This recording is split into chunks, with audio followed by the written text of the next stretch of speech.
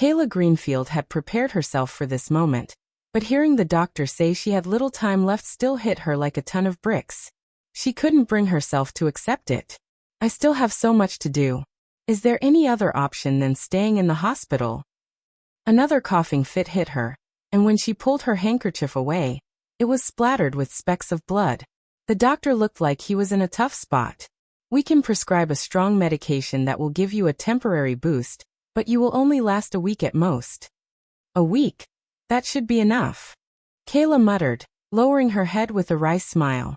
A week would be enough to get her affairs in order before she passed. Kayla left the consultation room with the prescription. A familiar voice reached her ears as she passed the obstetrics exam room. Doctor, is that for real? Driven by instinct, Kayla stopped and looked over her shoulder. The door was slightly open, and she caught a glimpse of the people inside the exam room. It was supposed to be Winston Atwood's working hours, but instead he was in the ward, smiling joyfully as he hugged a young woman. He rested his hand on her belly. "Tiff, you're pregnant. This is for real," he exclaimed. Tiffany Sullivan shyly leaned into Winston, Kayla's husband. They looked like they were madly in love. "Win, we're having a baby. We're going to be parents," she said. The sight of it pierced Kayla's heart. A sharp, metallic taste rose in her throat, and she coughed violently, spitting up fresh blood. She dabbed at her mouth with a tissue before sitting on a bench in the hallway, trying to catch her breath. A woman nearby kindly offered her a bottle of water. "Here, take this. Drink up and take a breather."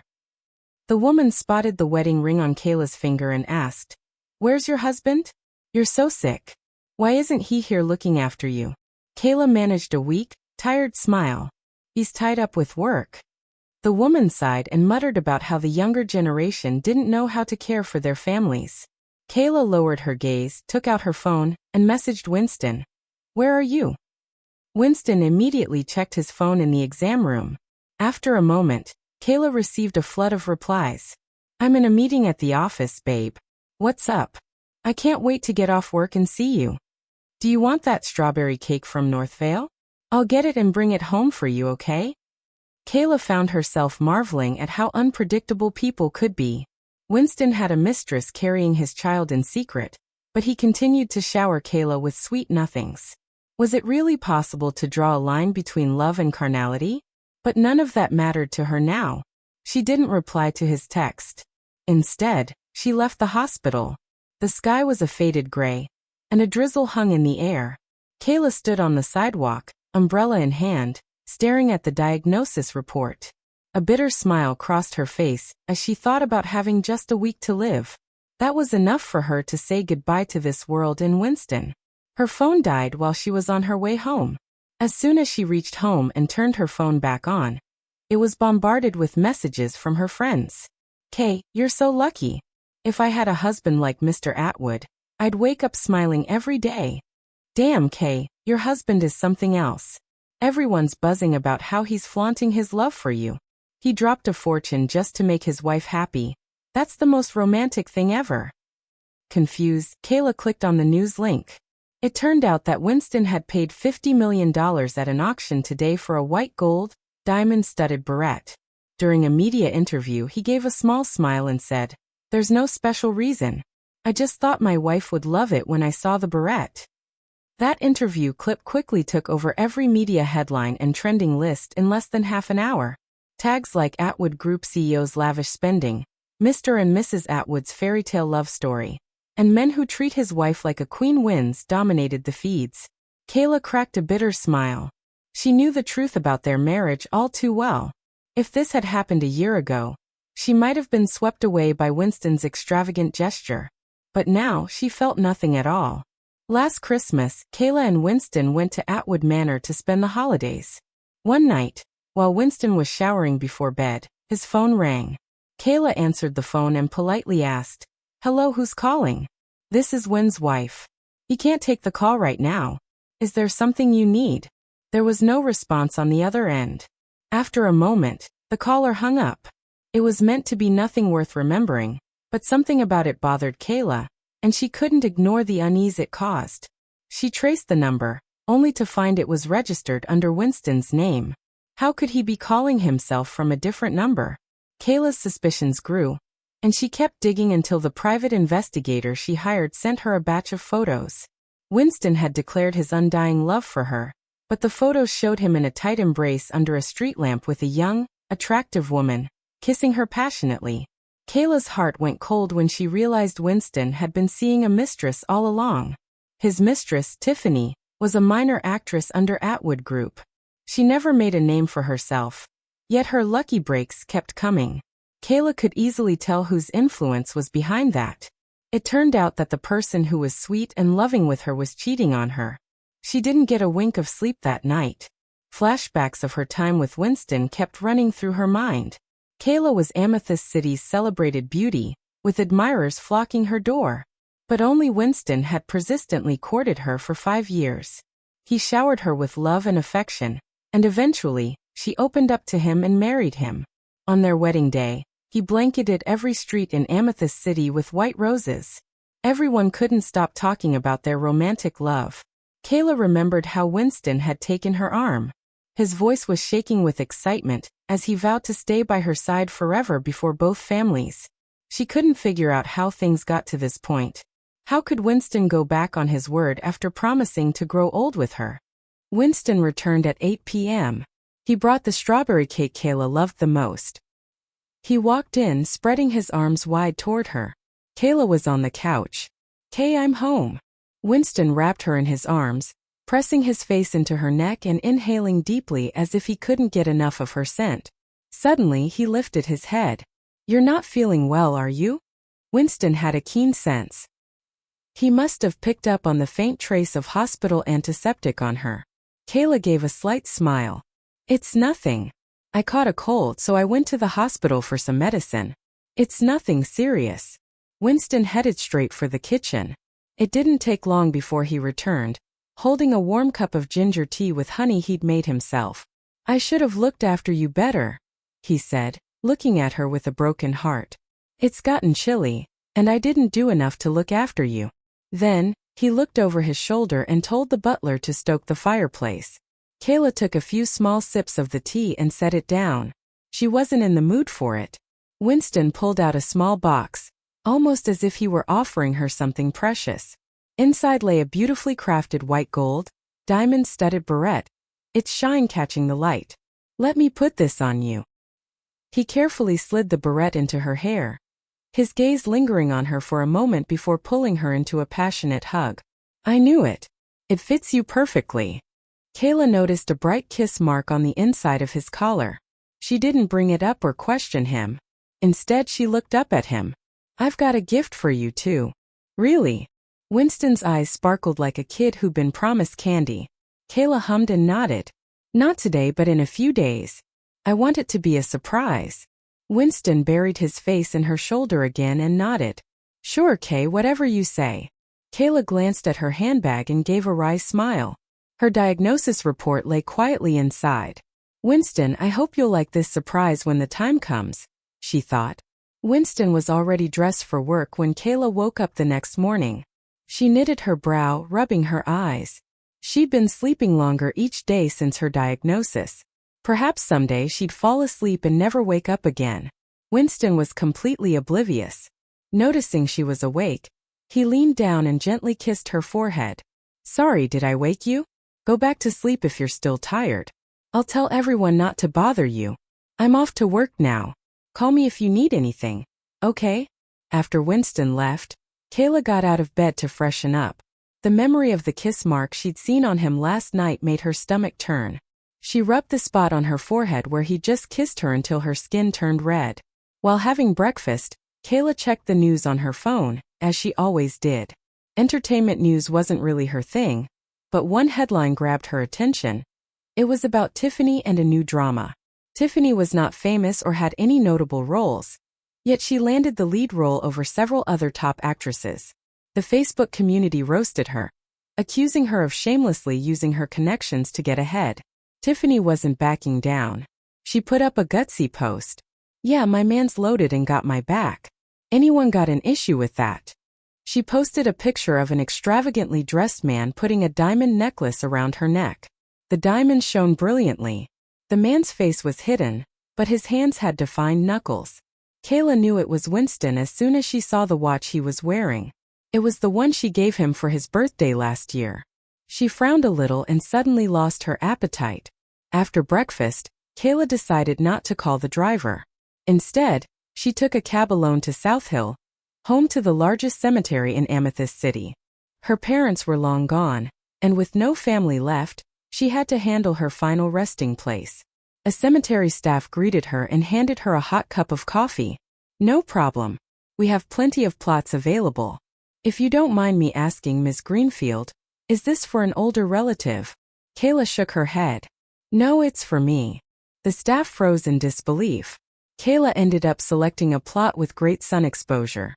The winters in Amethyst City were brutal, and she didn't want to be stuck shivering underground when she was gone. After taking care of everything, Kayla returned to Atwood Villa. Upon entering, she caught sight of Winston's shoes in the entryway. "He's back?" she asked casually. The butler hesitated. "Yes, Mrs. Atwood. Mr. Atwood's home. His co-worker gave him a lift. He's in the bedroom now."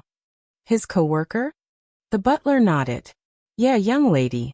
Kayla paused, then quickly collected herself. "Got it. You can go now." After sending the household staff away, she stood by the door to the bedroom she shared with Winston. Tiffany's sweet and syrupy voice drifted out from inside. "Oh, stop it. Be gentle, or you'll hurt the baby." Winston chuckled, his voice deep. "Guess this is your fault for seducing me. Come here, let me get a better look." Next came a series of sounds that were hard to bear. That was Kayla and Winston's bedroom, but he was making out with Tiffany inside. Kayla stood by the door, feeling her blood run cold from head to toe. The coldness stung, and it felt like her heart was being torn in two. She wasn't sure how long it had been, but Winston finally pulled away from Tiffany, looking pleased. Tiffany grabbed the barrette Kayla had left on the bedside table and pouted at Winston. "Win, you've given her such a nice thing. I want something too." Winston's expression hardened, and he snatched the barrette from her hand. "Don't go after what's not yours. You can have anything else, but not this." Kayla overheard him outside the door and found it painfully ironic. Just moments ago, Winston was all over Tiffany, but now he acted like a devoted husband. Kayla wondered where his heart truly lay. She knocked, and suddenly, the room went quiet. "Who's that?" Winston asked, acting like nothing had happened. "It's me," Kayla said flatly. She heard quick footsteps coming closer, and the door flew open. "Kay." Winston took her hand, his face full of concern. "Where have you been?" "I'm Mrs. Atwood." Tiffany looked startled. Before Kayla could ask anything, Winston casually introduced Tiffany. "This is someone I work with. I drank way too much tonight with a client and couldn't drive. She was heading the same way, so she gave me a ride." Kayla looked up at him. "Is that so?" As soon as she walked into the bedroom, she noticed everything. The messy sheets beneath the blanket, Winston's shirt buttoned up wrong, and the fresh scratch on his inner forearm. Every little detail shouted his betrayal in her face. Winston's eyes met Kayla's and he froze. He couldn't place it, but something felt different about her. "Yeah," he replied, pulling her into his arms. "I passed up all their invites so I could be back with you sooner." "Mr. Atwood, you've had quite a few drinks. How about I whip you up a hangover remedy?" Tiffany suggested. Kayla glanced over her shoulder and caught Tiffany giving her an unmistakable look of provocation. Winston shot Tiffany a cold stare. "That's not needed. Why are you still sticking around?" Tiffany's expression stiffened, her voice laced with hurt. Sorry for interrupting. I'll go now." She grabbed her purse and hurried out, her steps heavy with frustration. Kayla watched Winston. He was holding her, but his eyes followed Tiffany as she walked away. "I'm tired. I'm heading for a shower," she said, pulling away from Winston. She stopped at the sight of the bed. "Get the housekeeper to change these sheets." Winston looked flustered. "They smell like alcohol from you. I won't be able to sleep peacefully," she added.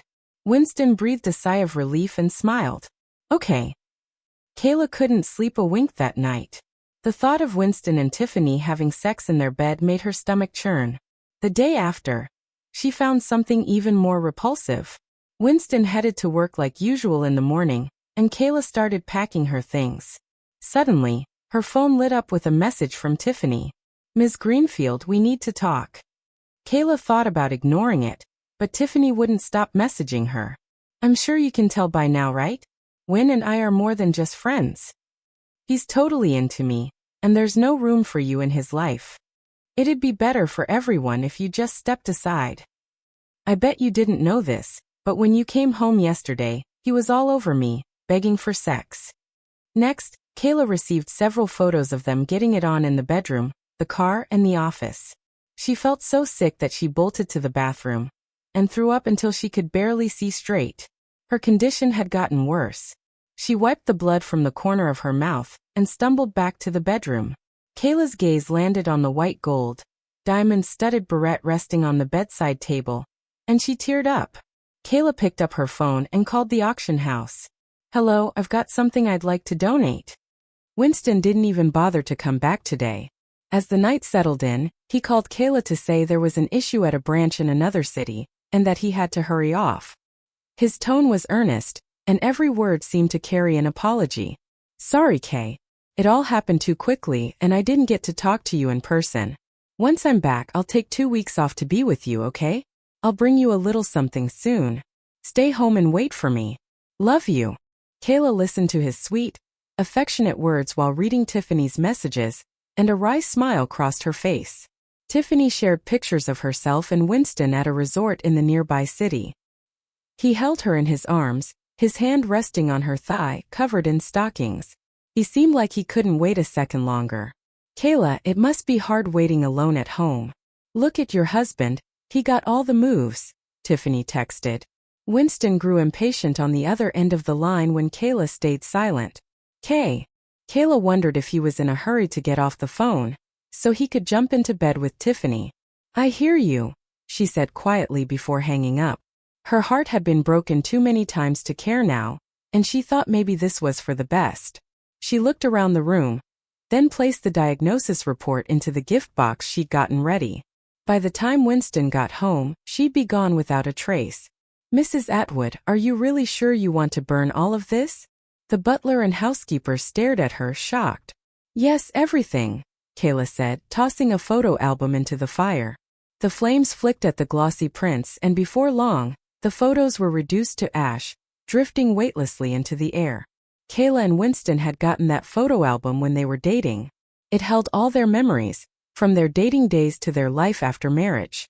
Every photo they'd taken and kept in it was a treasured memory for them. The two of them used to go through the pages saying that someday when they were older, they'd show their grandkids the album and tell them about their love story. Nobody knew exactly when, but it had been long since the album got any new photos. Kayla watched everything turn to ash and smoke, feeling the part of her heart that held everything related to Winston fade, leaving nothing but an empty void. But it barely mattered since she didn't need it anymore. Kayla went to the hospital on the last day. She finished all the medication the doctor gave her, and was too weak to stand on her own. As soon as she entered the ward, her body gave out and she passed out. She stirred awake at some point, but only for a short while. Only a nurse stayed by her bedside. When she saw Kayla wake up, she quickly asked if Kayla had anything she wanted to say to her loved ones. Kayla gathered all her strength to grab her phone and unlock it,